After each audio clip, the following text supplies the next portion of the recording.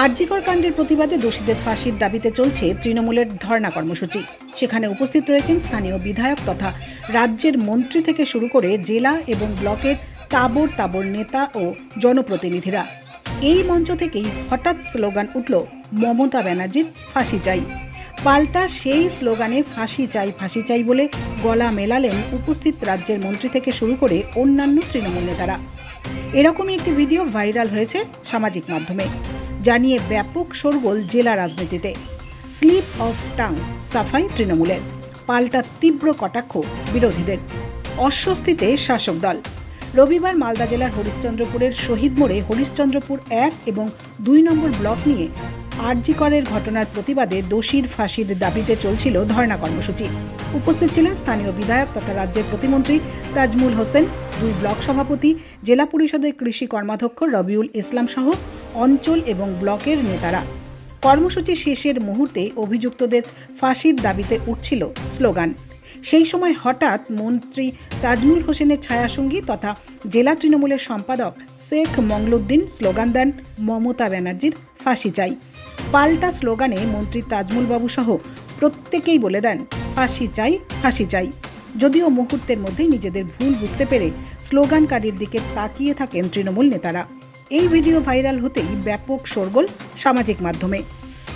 যদিও হরিশ্চন্দ্রপুর 1 ব্লক সভাপতি জিয়াউর রহমান জানান, এটা মুখ ফসকে বলে দিয়েছেন।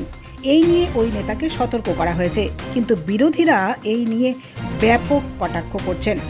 কংগ্রেস এবং সিপিএমের অভিযোগ, যারা প্রকৃত দোষী তাদের আড়াল করার চেষ্টা হচ্ছে। তৃণমূল নেতারা নিজেরাই জানেন না কি স্লোগান দিতে হবে, তাই এই ধরনের স্লোগান হচ্ছে। বিজেপির দাবি, এদেরকে গ্রেপ্তার করা হোক। সমগ্র ঘটনা নিয়ে ব্যাপক অস্বস্তিতে তৃণমূল। এখানটায় দেখতে পাচ্ছি তৃণমূল কংগ্রেসের মন্ত্রী হরিশ্চন্দ্রপুর বিধানসভার অন্তর্গত, তার সঙ্গে সুরে সুর মিলিয়েছে জেলা পরিষদের কর্মাধ্যক্ষ, তার জন্য ব্লক সভাপতি, আরো যারা তাজমুল হোসেনের যারা সাগরেদগুলো আছেন, তারা সুরে সুর মিলিয়েছে। সেখানটায় মুখ্যমন্ত্রীর ফাঁসি চাই বলে তারা আওয়াজ তুলছে।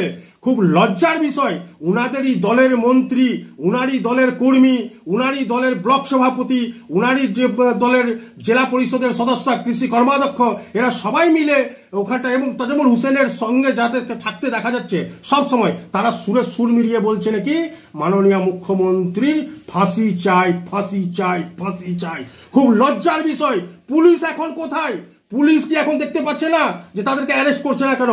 একজন সাধারণ মানুষ মাননীয় মুখ্যমন্ত্রীর বিরুদ্ধে আওয়াজ তুলেছিল, সেই আওয়াজ তোলার জন্য আজকে নির্যাতিতার দোষীদের ফাঁসি হোক, তার বিরুদ্ধে মমতা ব্যানার্জির বিরুদ্ধে বলেছিল তার ফাঁসি পাওয়ার জন্য, তার তৎক্ষণাৎ আমরা দেখতে পেলাম পুলিশ তাকে অ্যারেস্ট করে নিয়েছে।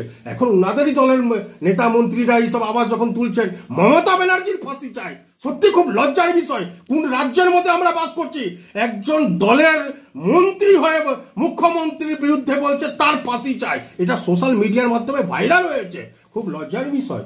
এখন তো আশ্চর্য হচ্ছে, তার মানে সত্যি কথাটা মুখ দিয়ে বেরিয়েই গেল তৃণমূল কংগ্রেসের মন্ত্রী, কর্মী, নেতাদের মুখ দিয়ে। তার মানে তারাও হয়তো চাইছে না যে মমতা ব্যানার্জি ক্ষমতায় থাকুক, সেই জন্য আসল কথাটা মুখ দিয়ে ফসকে বেরিয়ে গেছে।